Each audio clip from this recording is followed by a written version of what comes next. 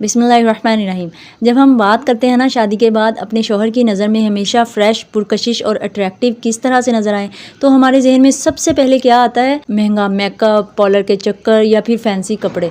लेकिन सच सच बताएं, क्या रोज़ रोज़ के घरेलू कामों में, बच्चों की जिम्मेदारियों में और किचन की गर्मी में ये सब पॉसिबल है? बिल्कुल भी नहीं। कुछ ख़वातीन ऐसी होती हैं जो सारा दिन बिना मेकअप के भी इतनी ही फ्रेश और पुरसकून लग रही होती हैं कि उनको देखकर दिल खुश हो जाता है। और कुछ बहनें ऐसी होती हैं जो बहुत ज़्यादा तैयार भी हो जाएं तो चंद घंटों के बाद ही उनके चेहरे पर थकन और बेजारी नज़र आने लग जाती है। आज की वीडियो मेरी उन तमाम हाउसवाइफ बहनों के लिए है जो घर की जिम्मेदारियाँ निभाते निभाते खुद को भूल जाती हैं। और आज मैं आपके साथ वो आसान, सस्ते और प्रैक्टिकल सीक्रेट्स शेयर करूँगी जिन्हें अपनाकर आप ना सिर्फ सारा दिन तरोताज़ा रहेंगी, फ्रेश रहेंगी, बल्कि आपके घर का माहौल और आपके लाइफ पार्टनर का आपकी तरफ देखने का नजरिया ही बदल जाएगा। वीडियो को आखिर तक जरूर देखिएगा क्योंकि आज की बातें सीधी आपके दिल पर असर करेंगी। और हाँ, अगर अभी तक चैनल को सब्सक्राइब नहीं किया है तो जल्दी से कर लें। अस्सलाम वालेकुम माय डियर क्वींस, कैसी हैं आप सभी लोग? उम्मीद है खैरियत से होंगी और अल्लाह ताला की नेमतों, रहमतों और बरकतों को खूब खूब एंजॉय कर रही होंगी। अल्हम्दुलिल्लाह मैं भी बिल्कुल ठीक ठाक हूँ और हर हाल में अल्लाह पाक की बहुत बहुत ज़्यादा शुक्रगुजार हूँ। अल्लाह पाक आपकी ज़िंदगी में आसानियाँ पैदा फरमाए और आपकी अज़दवाजी ज़िंदगी में बरकतें और रहमतें पैदा करे। तो जनाब, वीडियो शुरू करने से पहले मैं आपको थोड़ी सी अपनी रूटीन बता देती हूँ। लंच का टाइम हो रहा है और बच्चे आने वाले थे और सालन जो है वो सुबह ख़त्म हो गई थी, तो मैंने सोचा कि बच्चों को आज मिस्सी रोटी बना के दी जाए। मिस्सी रोटी ज़्यादातर जो है ना वो बेसन और आटे की बनती है, लेकिन बेसन में ख़त्म हो चुका था तो लेकिन बस मैंने सोच लिया था और इरादा कर लिया था, तो बस मैंने बेसन का इंतज़ार नहीं किया क्योंकि बच्चे जिस टाइम आते हैं ना तो गैस का टाइम बहुत कम रह चुका होता है, गैस बंद हो जाती है। तो इसलिए फिर मैंने सोचा था कि बच्चे आने से पहले पहले मैं उनको सरप्राइज़ भी दे दूँगी, आते ही वो खा लेंगे, तो इसलिए मैंने बेसन का इंतज़ार नहीं किया। आटे में मैंने प्याज, टमाटर, हरी मिर्चें काट कर डाल दी थी। जो बेसिक मसाले होते हैं, नमक, मिर्च, थोड़ी सी सौंफ और थोड़ी सी अजवाइन और थोड़ी सी कसूरी मेथी इसके अंदर जाती है, तो वो सारी चीज़ें डाल के मैंने मिक्स करके थोड़ी देर के लिए इसको सेट होने के लिए रख दिया था और बाद में इसको बना लिया था।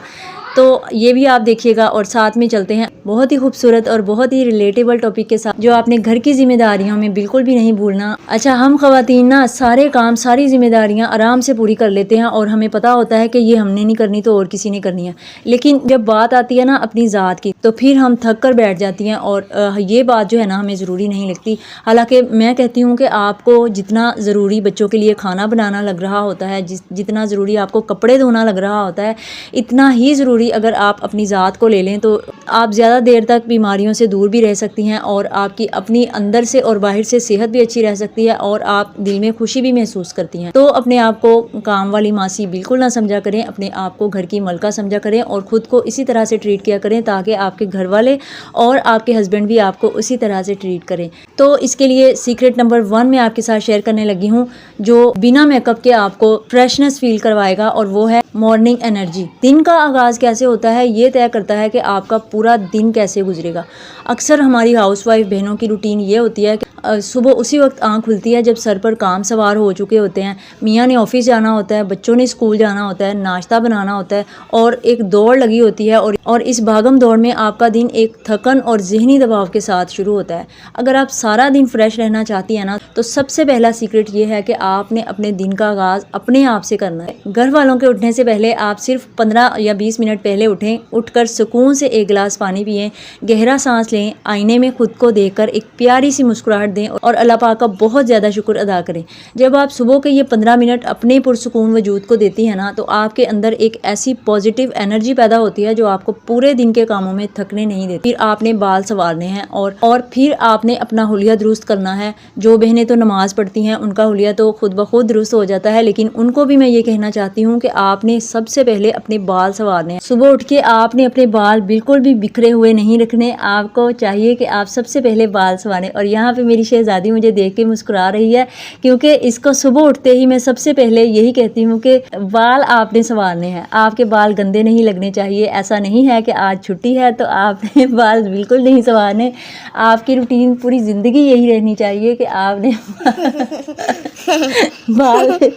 बाल संवार के रखने हैं। ओके, चलो बाल संवारो जाके। तो हालांकि ये जो मेरी बेटी है ना माशाल्लाह से, अल्लाह पाक इसको लंबी ज़िंदगी दे, अल्लाह पाक इसके नेक नसीब करे और सब बेटियों के नेक नसीब करे। इसको मैं ये आदत शुरू ही से डालती हूँ। अभी ये सिर्फ कितने साल के हो आप? 3 साल की। 3 साल के। और मैं इसको अभी से कहती हूँ कि आपके जब आपने उठना है, आपने ब्रश करना है, आपने मुंह धोना है और आपने बाल जाओ, आपके बाल बिल्कुल भी गंदे नहीं होने चाहिए। और सुबह उठते ही सबसे पहले आपने अपने आप को तवज्जो देनी है, अपने आप का ख्याल रखना है।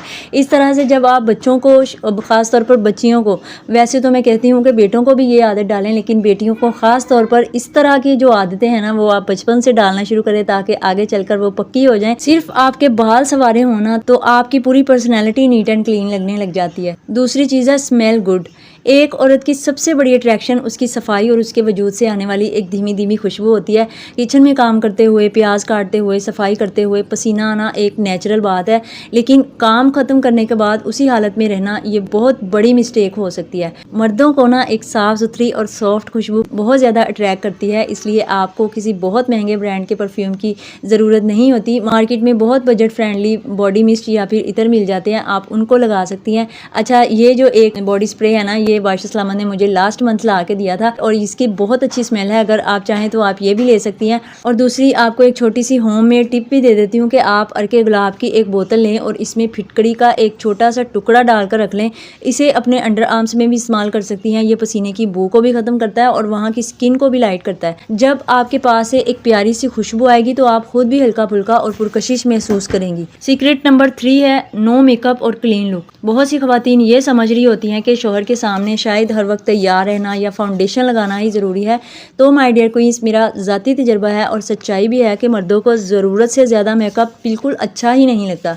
और मेरे चेहरे पर तो वैसे ही बहुत ज़्यादा ओवर मेकअप जो है ना, वो सूट ही नहीं करता। मैं बहुत ज़्यादा सिंपल मेकअप करती हूँ। शादी से पहले तो हम करते ही सिंपल है, लेकिन शादी के बाद भी सिंपल मेकअप ही किया है और वही मुझे ज़्यादा सूट करता है। ख़ासतौर पर आँखों में तो डार्क मेकअप है ना, मुझे अच्छा ही नहीं लगता। तो स्मोकी मेकअप जो है ना, वो मुझे अच्छा लगता है आँखों पर किया हुआ।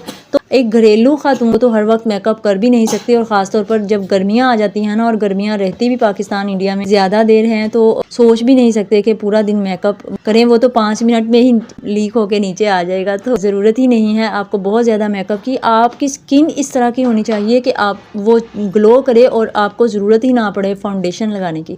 हाँ, लिपस्टिक जो है वो आप हर टाइम लगा सकती हैं और आपको वो लगानी भी चाहिए, क्योंकि मेकअप ना किया हो लेकिन लिपस्टिक लगाई हो तो आपके पूरे चेहरे की लुक चेंज हो जाती है। घर में रहने के लिए आपको सिर्फ इन चंद चीज़ों की ज़रूरत होगी कि चेहरा आपने अच्छी तरह से साफ़ करना है, बाल बिखरे हुए ना हों बल्कि अच्छे से बने हुए हों, सलीके से बंधे हुए हों। और यहाँ पे मैं आपको एक और भी चीज़ दिखा देती हूँ जो मुझे भूल गया था, लेकिन बाद में मैंने वीडियो में ऐड कर लिया।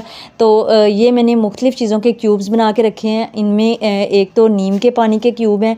नीम जो है वो एंटीबायोटिक होती है और ये ठंडी होती है और गर्मी की वजह से जो आपके जलन होती है चूल्हे के आगे जाने से या सूरज से, तो प्रोटेक्ट करती है और आपकी स्किन को खूबसूरत बनाती है, तरोताज़ा बनाती है। तो इसको मैं रब कर लेती होती हूँ स्किन के ऊपर।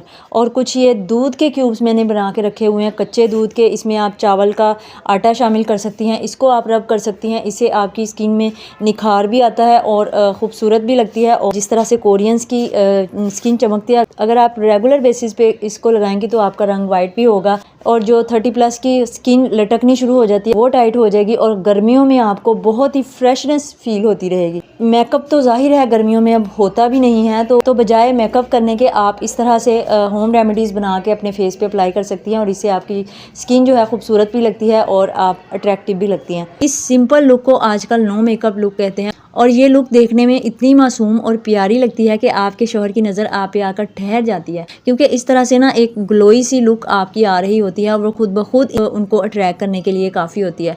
चौथा राज जो है वो है अंदरूनी ग्लो और हाइड्रेशन। हम चेहरे पर चाहे कितनी ही क्रीमें लगा लें, जब तक अंदरूनी सेहत अच्छी नहीं होगी चेहरे पर वो रौनक और चमक आ ही नहीं सकती। काम की ज़्यादती में ख़वातीन अक्सर पानी पीना भूल जाती हैं। पानी की कमी आपके चेहरे को मुरझा देती है और आंखों के नीचे हल्के ले आती है। सस्ते और बेहतरीन ग्लो का सीक्रेट ये है कि अपने पास पानी की एक बोतल रखें और सारा दिन थोड़ा थोड़ा करके पानी पीती रहें। अपनी डाइट में मौसमी फल, खीरे, हरी सब्जियाँ शामिल करें। जब आप अंदर से हेल्दी होंगी तो चेहरे पर वो नेचुरल लाली और ग्लो खुद ब खुद नज़र आएगा, जिसके सामने हर महंगी जो क्रीम्स हैं वो फेल हो जाएंगी। 5वां सीक्रेट है पॉजिटिव एनर्जी व मुकाबला शिकायतें। ये बात ना बहुत गहरी है, अगर आप इसे ध्यान से सुने। कभी कभी कुछ खवातीन की आदत होती है कि वो शोहर की हमदर्दी बटोरने के लिए, ये बताने के लिए कि उन्होंने कितना काम किया है, ये हर वक्त थकी हुई शक्ल बना के रखती हैं। आज मैं बहुत थक गई हाँ, आज मेरे सिर च दर्द है, तेरे घर वालिया ने मैनू इंज कहा सी।